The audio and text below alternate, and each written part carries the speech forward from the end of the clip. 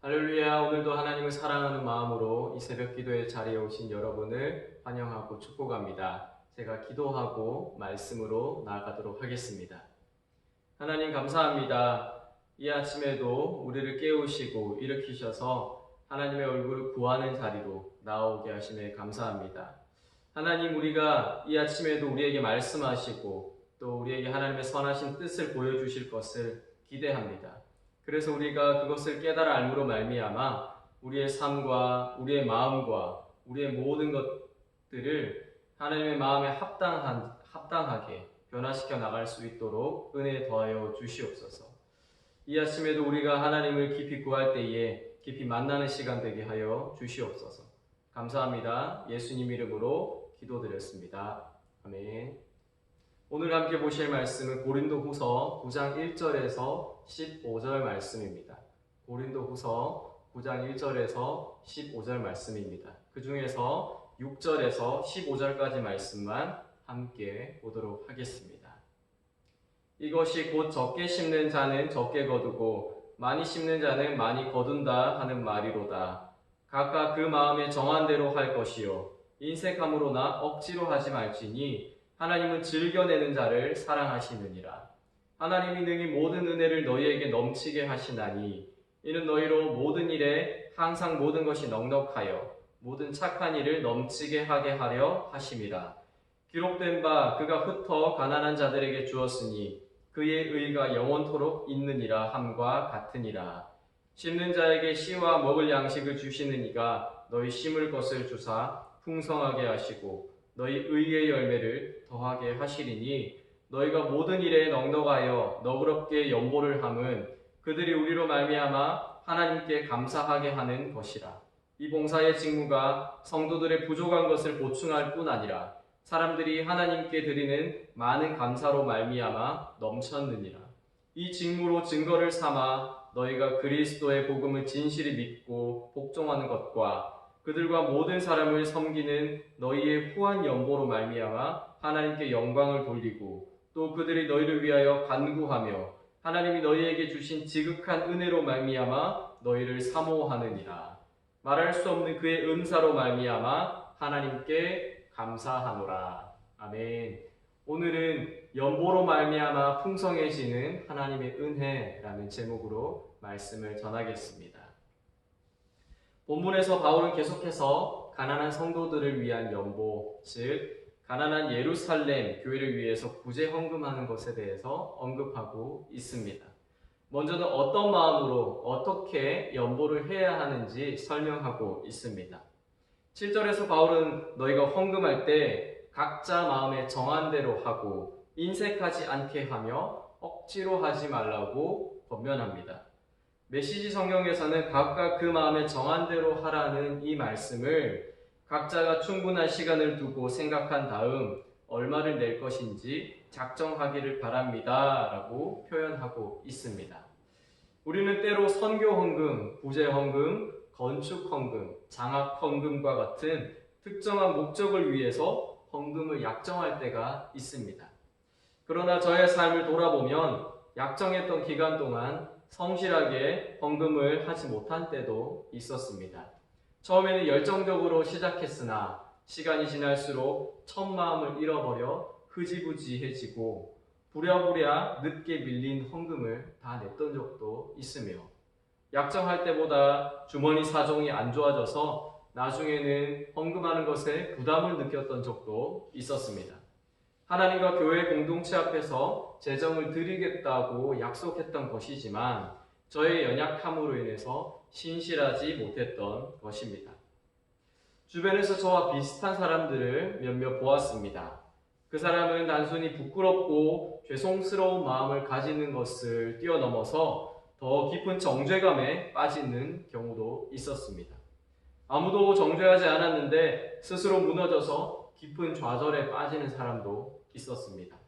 자신이 약속했던 것을 지키지 못했기 때문이고 더 나아가서는 마음으로 약속 이상의 맹세를 했기 때문입니다. 성경은 우리에게 맹세하지 말라고 합니다. 왜냐하면 맹세는 때로 하나님의 은혜가 아닌 우리의 힘과 의지로 살아가게 하기 때문입니다. 그래서 우리가 그 맹세를 지키지 못했을 때에는 우리가 내뱉었던 말은 도리어 우리를 묶고 우리는 그 말에 매이게 됩니다. 그리고는 우리의 신앙이 심륜에 빠지기도 합니다. 바울은 인간의 이런 연약함을 잘 알았는지 헌금을 할 때 각각 그 마음에 정한 대로 하라고 권면했습니다.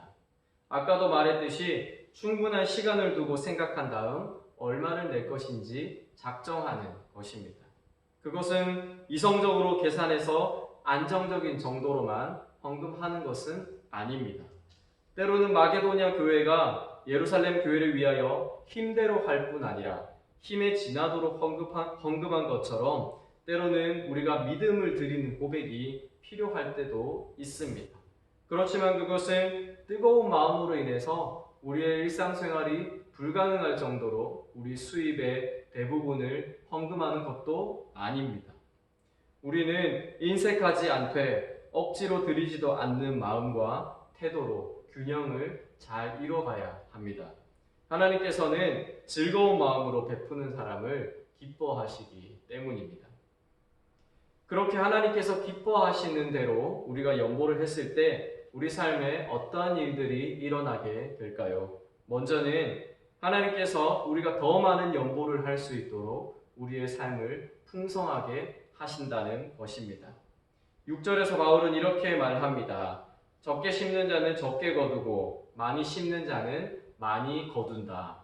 또 9절에서는 이렇게 말합니다. 제가 세번역 성경으로 한번 읽어보겠습니다. 그가 가난한 사람들에게 아낌없이 뿌려주셨으니 그의 의가 영원히 있다. 바울은 연보하는 것을 씨앗을 심는 것에 비유합니다. 적은 것을 심고 많은 것을 거두기를 바라는 자는 아무도 없습니다.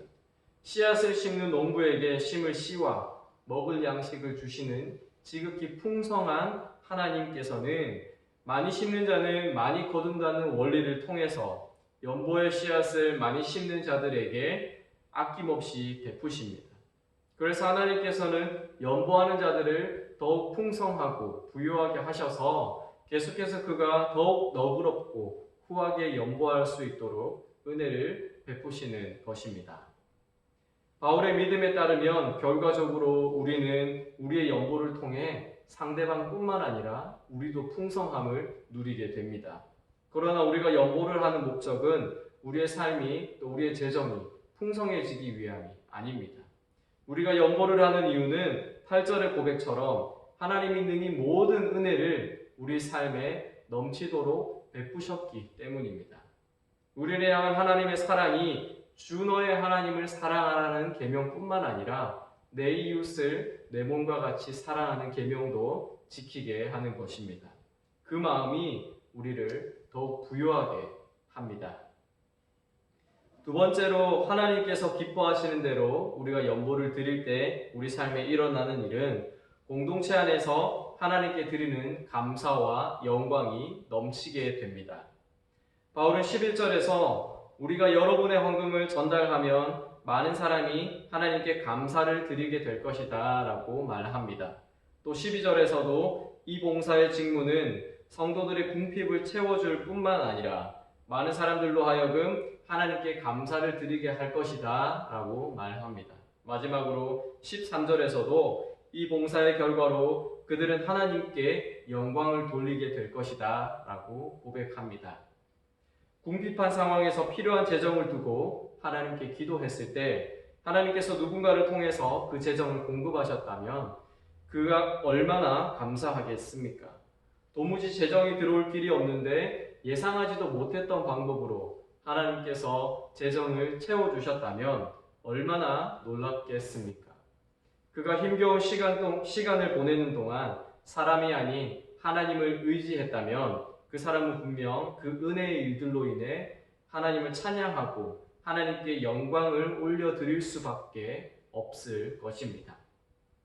우리가 다 이런 경험들이 있지 않습니까? 크고 작은 것에서 하나님께 기도했을 때 하나님께서 문을 여시고 놀라운 일을 행하셨던 경험들이 우리 삶 가운데 다 있지 않습니까?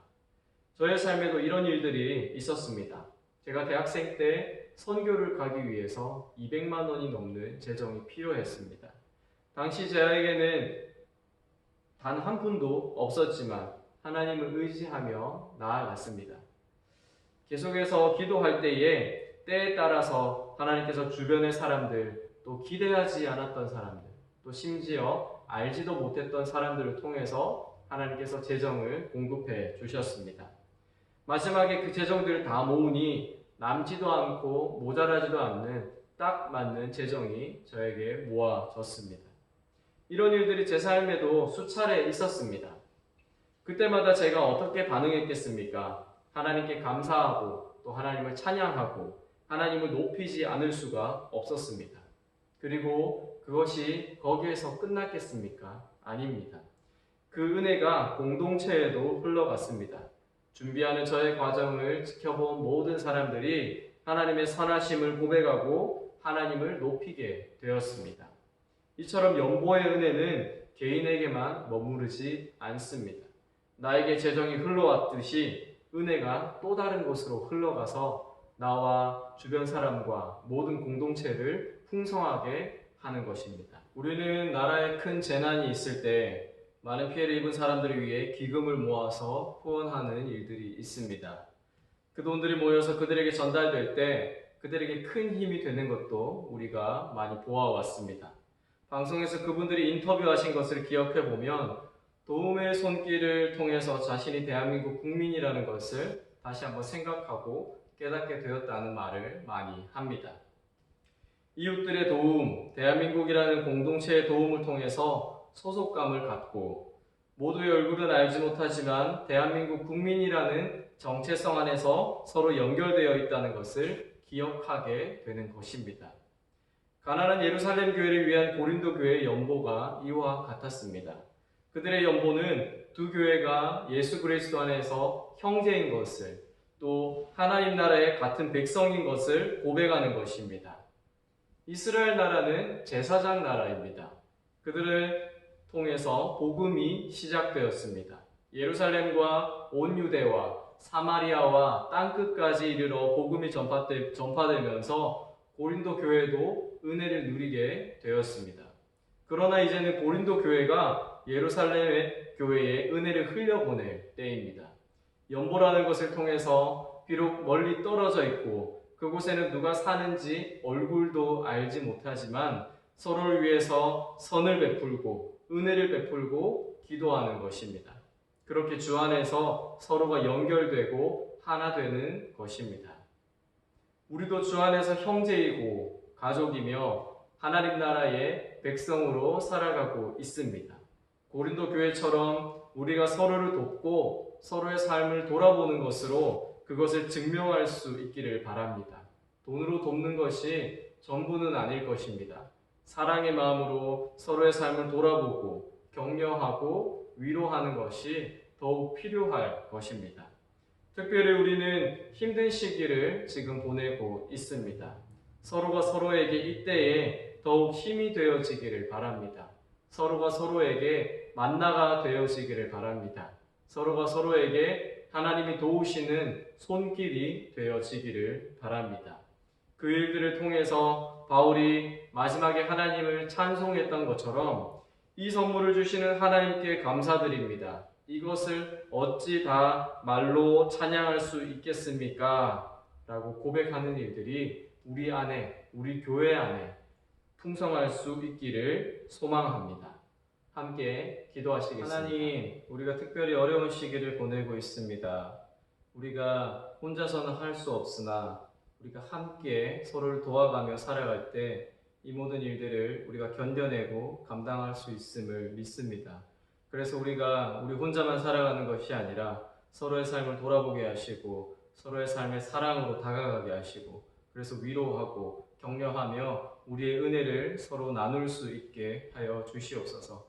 그래서 그것이 우리가 하나님의 자녀인 것을, 가족인 것을, 그리스도 안에서 형제인 것을, 하나님 나라의 백성인 것을 증명하는 우리의 모습이 될 수 있게 하여 주시옵소서. 특별히 어려운 시기를 보내고 있는, 힘든 시기를 보내고 있는 성도님들의 삶을 위로하여 주시고 그들의 삶에 찾아가셔서 하나님 큰 힘을 더하여 주시고 그들에게 큰 은총을 더하여 주시기를 기도합니다. 그래서 이 시간이 우리가 하나님을 의지할 때에 감사의 시간으로 또 기쁨의 시간이 될 수 있도록 하나님 은혜 더하여 주시옵소서. 오늘 하루도 우리가 하나님을 의지하며 살아가는 하루 되게 하여 주시옵소서.